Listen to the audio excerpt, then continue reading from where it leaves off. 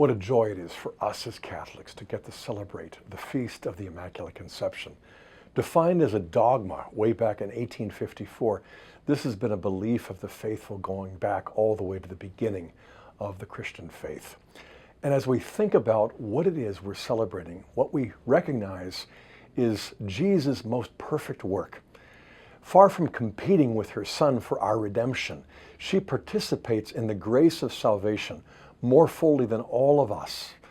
And she is the means by which each and every one of us enters into that special grace and mercy that her Son gives to us through her.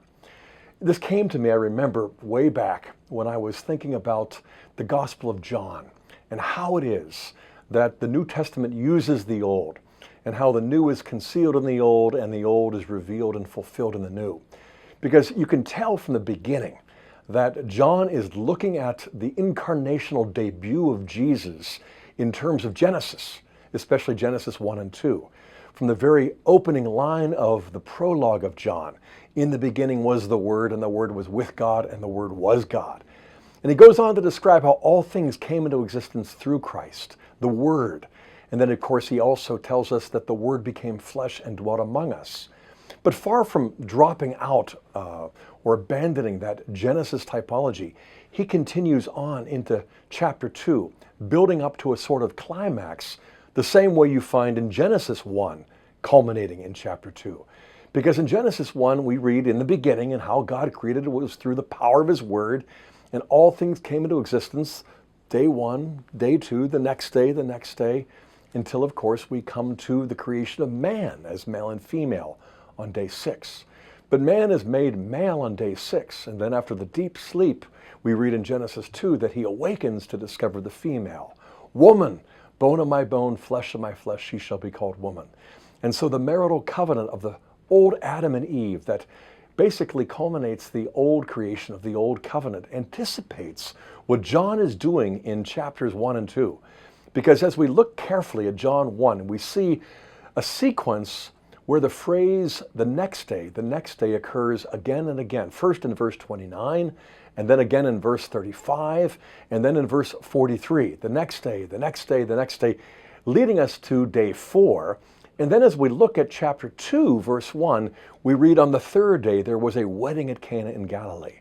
Now, the third day from what? Well, the last day that was mentioned.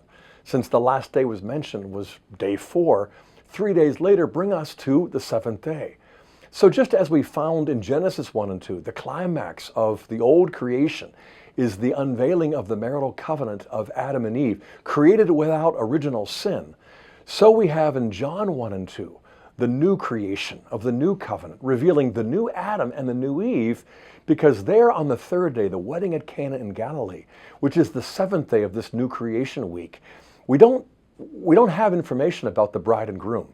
In fact, none of the characters are identified except for Jesus and Mary.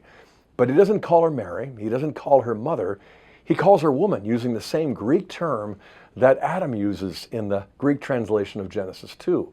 So this is how the early church fathers came to understand that John's point is to present Jesus as the new Adam and the Blessed Virgin Mary as the new Eve.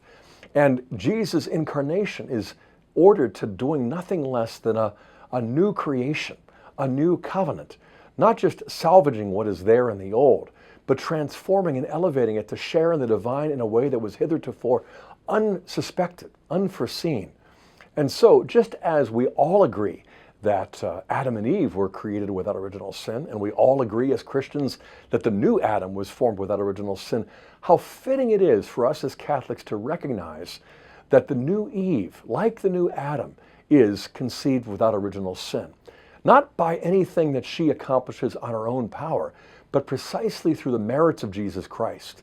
She is his redemptive masterpiece, and therefore she participates in the grace of his redemptive work more perfectly than we can conceive.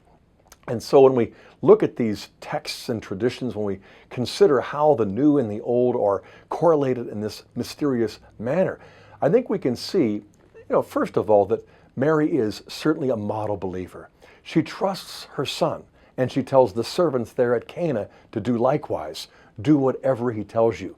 But besides a model believer who trusts and obeys, The second thing she is the mother of our Lord. As we read in Luke 1, when Elizabeth greets her kinswoman, Mary, she asks, "Who am I that the mother of my Lord should come to me?" So besides being a model for all believers, she is uniquely called to be the mother of God, as the Council of Ephesus defined her to be in 431, as Elizabeth describes her to be in Luke 1. But more than that, she is also the masterpiece of Jesus Christ. She is his redemptive masterpiece. You know, when you go to an art exhibit and the artist happens to be there, he won't be offended or slighted if instead of staring at him, you behold all of his works and spend more time appreciating his greatest masterpiece of all. And so on this feast of the Immaculate Conception, we are beholding with gratitude and joy Jesus Christ's greatest work of our salvation, which is the Blessed Virgin Mary. We're also advised to look at the Catechism, because the teaching of the Catechism in paragraphs 490 to 493, that teaching does a marvelous job of summarizing this mystery of faith, especially in paragraph 492, where we read the splendor of an entirely unique holiness, by which Mary is enriched from the first instant of her conception, comes wholly from Christ. She is redeemed in a more exalted fashion by reason of the merits of her Son. That's a great point. She is not sinless and therefore not in need of a Redeemer. She is sinless precisely because she is more fully and perfectly redeemed than anybody else, and thus graced to participate in Christ's redemptive work more fully than anybody else. It's a non-competitive enterprise. It isn't a tug of war. It really is a case of participating in what Christ has come to give us. It doesn't detract in any way from Jesus. In fact, it refracts the light that comes into the world so that in her we can see all of the colors of the rainbow, as it were, as we do with all of the saints as well. So let's prepare ourselves to really enter into the joy and the mystery of the Immaculate Conception with the help of the Scriptures and the teaching of the Church in the Catechism.